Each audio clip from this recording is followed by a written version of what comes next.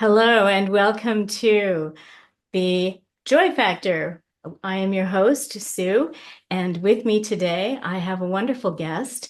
Her name is Cathy Carphin. She is a grief coach based in Victoria, BC. I come to you from the unceded territories of the Musqueam, Squamish, and Tsleil-Waututh nations. I welcome Cathy. We are here to have a discussion on what she does in her practice as a grief coach. Welcome, Cathy. Oh, thank you, Susan. I've been looking forward to chatting with you. Yeah, Thanks. I've it's been looking wonderful. forward to this too. Good. And I will just acknowledge that I'm from the unceded territories of the Lekwungen speaking people. Thank you. I appreciate that. All right, so let us begin. You started your practice as a grief coach. Can you give us an indication of how that began for you? For sure. I would say for the last 10 years, actually, I've been through a series, like one upon another and overlapping of really challenging life events. They started with my husband.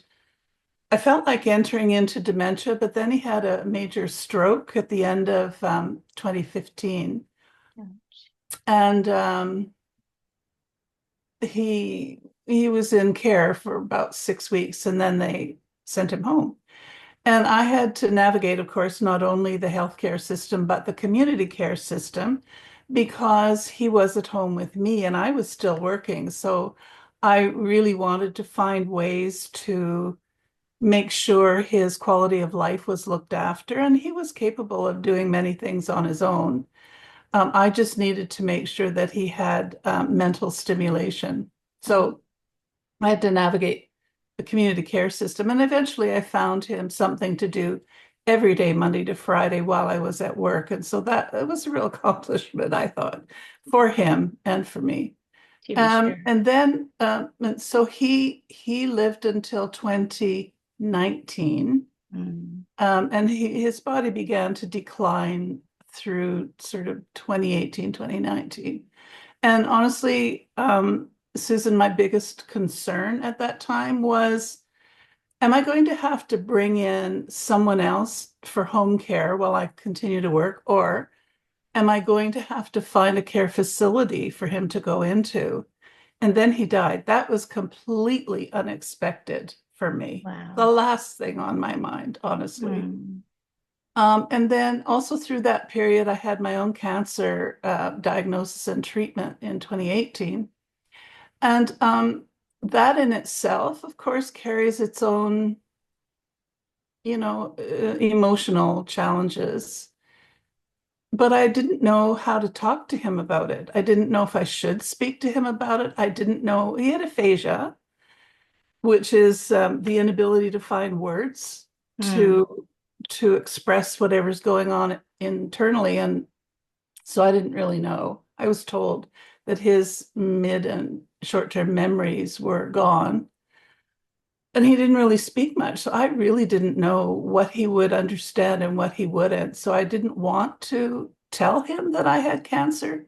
And Mm. my taking of treatment didn't really impact him because it was all during the day while he was out doing other things anyway. So, but the thing was that he wanted to go for walks and whatnot, and I would just be laying on the bed or on the couch, and I'm like, I am so much pain. I can't go, And so, but I didn't really know how to tell him why that was the case. And then a year after he died, I really kind of hit a wall. I all the emotion of all that experience, just putting one foot in front of the other, taking care of what needed to be taken care of. Um, I couldn't do it anymore. I couldn't work. Yeah, it's like, oh, like, what is this? What happened to me? I didn't know. So I took counseling, and it was then I really understood that there are layers and layers of emotional well-being. And I never really thought that my you know, sense of well-being was being impacted by all these things. I Oh. just I just thought it was like, things happen, you take care of them, you try and restore a balance of life, and boom, there you go. But no, that is not what happens. So that began my journey, Susan, to find out what is grief, what has happened to me, what what is the structure of this process, right? Because we're all Mm. going to face it at some point in our life. If we haven't yet, consider ourselves blessed because it's coming one way or another. To And it be isn't sure. always about somebody in our world dying, somebody that we love and care for. It could be many, many things. Think of world disasters where people lose their homes and their Mhm. livelihood and everything they ever thought was important to them. It's gone. Yeah, Tsunamis and tornadoes, all kinds of things. yeah. So grief is about really losing things that are very important to us, even to the point of, illness and injury. We lose this sense of our physicality. Hmm. Anyway, so I took a course in healing trauma because I for sure needed that. And then afterwards I took a course and I became a certified grief educator. And I've been posting about it. Then I retired, and I decided I'm retired. I have lots of time. I have all this life experience and this education. I think it's really important for people like me to know what's coming, to anticipate it, and to know that it isn't the end of the world, that there is a way through it. We'll navigate our way through it, and we'll do it better if we understand what the process is. And there is no right or wrong way to do it. It's our way. However it is we do it, that's the right way for us, right? And Right. so while it is an individual experience, there are also commonalities amongst people who are grieving. There's a process to it.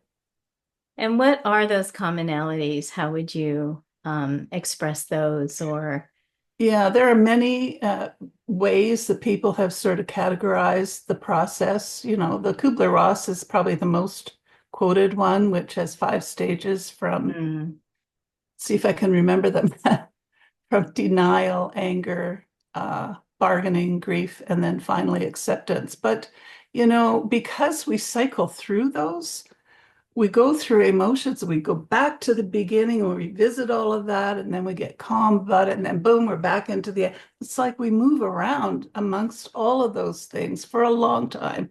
oh yeah, it's never a linear process. That's to be Yeah, sure. so I Yeah. don't look at it as a kind of a stage one, two, three, four. In a broader sense, I look at it as early grief. Hmm. That's when the event hits you Hmm. and your brain and your body are trying to figure out what the heck happened. And Hmm. what's going on with me, right? Hmm. And what's the impact of all that on me and my life?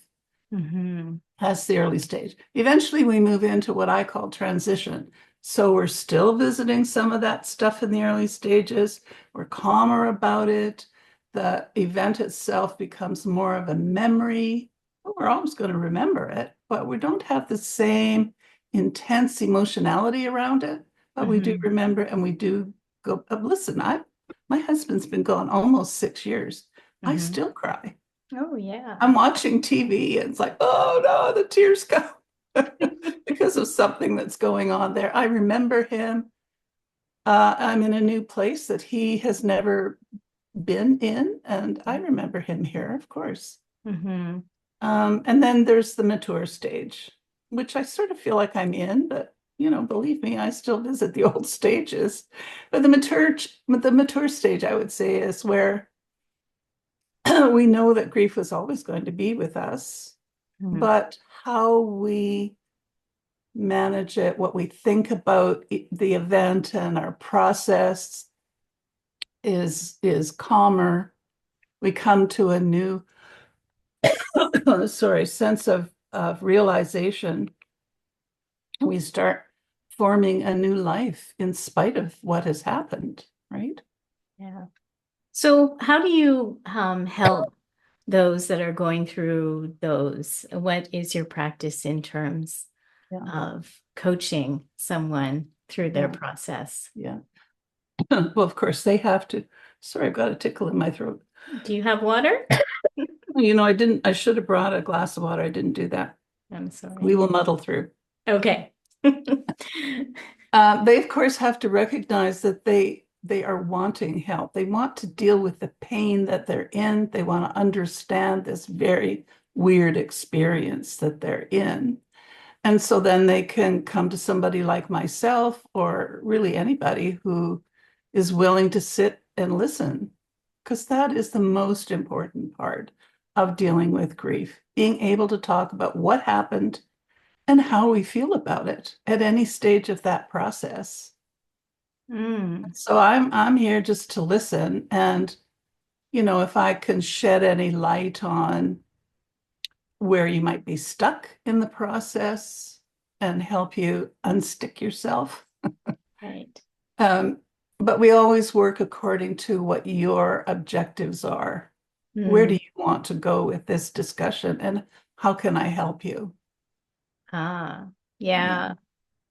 I think, My target is to get them to a stage of peace mm, and calm about the whole experience because the experience is never going to go away. We just right. need to integrate it and be at peace with it. So almost like weave it into the tapestry of your existence. That's a lovely way of putting it. Absolutely, yeah. Okay. Yeah. And your podcast is about joy, and Hmm. what I want to say about that is that when we're in early stage of grief, regardless of the cause that brought us to that stage, we think we're never going to laugh again. We Mm, think if it's about the death of somebody we care about, we think that to smile, to have fun, is mm, kind of denigrating their memory. Like we're not honoring the loss that they have, that they've lost mm. their life and their future, the loss that we've had. We just can't imagine. But eventually, as I said, emotions start coming back to normal. The event recedes a little bit more into the memory part of our brain. And doggone it, something's going to happen that tickles Right? our funny bone and we're going to laugh. Well, and we can't stay in the darkness forever. We really can't. Like, that's just No, a very, wow, that's a tragic place to be. And I think something will eventually move us into some form of light. And then once we get the glimmer, we understand that we need to seek it further. I Yeah. agree. I Yeah. agree. It was my mother. We lost my mom in April of 2023. She was 94. And my dad is in a retirement home now. And it was a couple of Sundays ago. It was my mother's birthday. So I brought cake for my dad. I go see him every Sunday. I do his laundry, and we have happy hour. So I brought cake to celebrate that. And when we went down I met him he was in the kitchen area of the common space or the common area of his home. And there he was chatting with another lady. And I said, "Oh, well, Dad, I brought cake for Mom's birthday." And the lady looked at me and she goes, "But she's dead." I said, "Well, it's still her birthday." Right? Yeah. And we're still going to celebrate her. Yeah. Of course. Lovely. Yeah. Yeah. So we did. Good for you. Yeah. And had a good time Oh yeah. and laughed and remembered mom and the fun things that happened in the family. Absolutely. Yeah. Absolutely. Yeah. And I think celebrating the life of those is that we lose is really important, and Completely. understanding that they are still with us in some way. Yeah. They're here and Yeah. here. And Yeah. here. Yeah. Yeah. Energy can neither be created nor destroyed. Yeah. And Changes human form. beings, yeah, yeah, yeah. Our meat suit, as we call our human bodies. Yeah. Oh, I don't like that term. I know it's pretty gross, A little actually. bit gruesome. Yeah. Yeah. Um, but there are other types of grief that people experience, as you mentioned. So things like extraordinary loss, if there's an event that, say, for example, down in the wildfires of Los Angeles, that was extraordinary devastation. The tsunamis that happened a long time ago. Well, it seems like a long time ago now, but people are probably still feeling Mhm. the Yeah. impacts of that. And even something as simple as job loss, if you really cared about your job and there's a restructure, and even though you saw it coming, the time when you're asked to leave the office and go on Mhm. your way, some people would feel that as an extraordinary sense of freedom, and others, if they really identified with that position, would feel that something had been stripped away from them. Yes, absolutely. Yeah. Yeah. And pet loss. People Oh, sometimes don't think you can grieve your pet, but oh, yes, of course you can. oh my goodness. Yes, you can. Because Just a those are little your life force that companions. was around. And do you have a pet? Oh, no, I have allergies actually. So Oh, okay. as Well, that's much as I might want one, I it wouldn't be a good quality of life for me. Oh no, yeah, yeah, to be sure. Nobody needs a consistently runny nose and itchy eyes. Well, when I was first married, I we had two cats actually. They were the last two sisters in a litter. And so we took I couldn't leave one behind. I had to take them both. Oh, of course, yes. And then when they were in my house for maybe like a week or two, I'm like, my nose is running and I'm coughing. And I went to get tests and sure enough discovered I'm allergic to these little critters. Well, so I took I didn't do shots. I guess you could do shots nowadays, but I took antihistamines and I lived on antihistamines for 8 years. Oh my goodness me. And Okay, when I we finally had to give them away, we gave them away to a farm family. They nice. promised me they would be indoor cats because they were with us. But in any event, I didn't take my antihistamines anymore. And I'm like, oh, this is what it's like to breathe. I don't like antihistamines. They make me feel foggy in the Feels brain. strange. Yeah. Yeah, so I try and avoid antihistamines at all costs. Yeah. And so during allergy season, when the pollens are out and stuff, I just suffer through Oh, do you? Oh, and gosh. drink lots of water. That's the only way I can get through it. The other thing I wanted to mention, Mhm. Susan, is when we lose children, of course, everyone Mm. understands how devastating that loss can be, but there is um, a facet, I guess, of that really gets kind of ignored, and Mm. that's losing a fetus in the womb. Oh, yes. Stillbirth, miscarriage, Mm. those families consider that child part of the family. Hmm. But unfortunately, friends and neighbors tend to, feel sorry in that moment, but it's not really acknowledged as the same kind of grief as losing a living child or a Right. parent or a spouse. Yeah. So, it just, if that happens in your world, just know that those people need your support Right. as much as at any other time. Right. Yeah. And can I just say a word about supporting someone who's in grief? Absolutely. Please. Yeah.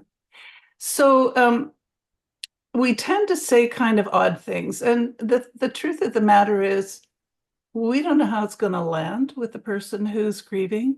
It Hmm. might be okay with one person and quite insulting to another. So, Hmm. we're really better to leave those comments to ourselves. I'm so sorry for your loss is kind of universally acceptable. Hmm. Although some people have expressed the idea that it doesn't really mean anything to them, but it's a way that a person can express sympathy with what's happened for you and Hmm. and often feeling kind of helpless to do anything about it. But they also don't want you to be in pain. Right. the thing is, you're going to be in pain anyway. Right. So, so honestly, the best way to support someone in grief is just to let them talk. Mm, Let them talk about the person who's gone, about the event that happened, the job loss, the house on fire, whatever it might be. You need to talk about that. You need to get it out there. And you need to be able to express your feelings. You need to be able to speak your feelings. mm. I mean, when I was moving to this place that I'm in, my husband had been gone 5 years, but I was moving, and it was the first move I had to do entirely on my own. Of course, he always sort of took care of his part of things. So I was really surprisingly quite anxious about the move, and so I did take up therapy. Therapists take therapy, Yeah. and and oh gosh, I lost my train of thought. What was I talking about? The Oh, move. the being able to speak about it. Well, Yes. just being able to sit in front of someone who would sit quietly, pay attention to me, and to be able to air my thoughts, and actually for me, kind of confusing thoughts. I think this way about it. I think that way about it. I don't know really how I think about it. So to be able to work through that with someone who will just sit and pay attention was incredibly helpful. So what I'm hearing you say is that the best way to support people is to be a good listener Absolutely. and Yeah. be present to them. Yeah. Yeah. I think there's some people though that have difficulty talking about such things. Mhm. And I think that's where the being present and being patient is required. Um, If all you're going to do is sit beside them, that's all you need to do. That in itself just simply lets them know they're not alone. Excellent advice. Yeah. Yes. Yes. Yeah. Perfect. Hmm. Wonderful. Do you have any other thoughts that you would like to share? Boy. Well, I do write on Substack. I've been writing for a couple of years, and I've been producing YouTube videos since November, I think. So, and in those, they're very short. They're 5 to 7 minutes read or viewing. Yeah. And So we'll I put always, the, sorry. sorry, we'll put the links to those down in Oh, the great. description Thank box you. below so that people can access those. Oh, great. Yeah. What I wanted to say was in each one of these, I talk about an aspect of grieving, which it's a very complex topic. So I talk about an aspect, and then I illustrate it by my own experience or what I've heard in terms of common expressions by a variety of other people. I don't talk about anyone in particular, but it's more than just my own experience, I guess I would say. Yeah. A universal experience, so to speak. Yeah, as I say earlier, I mean, we each have our own unique experience of Hmm. whatever it is, and we'll have several of them in our life. I think it's important to understand that. The Hmm. other, and that does bring up another piece that whatever our current grieving situation is, so for example, for me, when my husband died, that was a huge, I mean, it was a huge transitional experience for me, even though I've had many. Um, life challenging circumstances over my life Hmm. in in sort of recalibrating my Mm. existence in the face of losing my life partner. It brought up other things for me. It brought up Mm. my childhood and how I was raised, and the un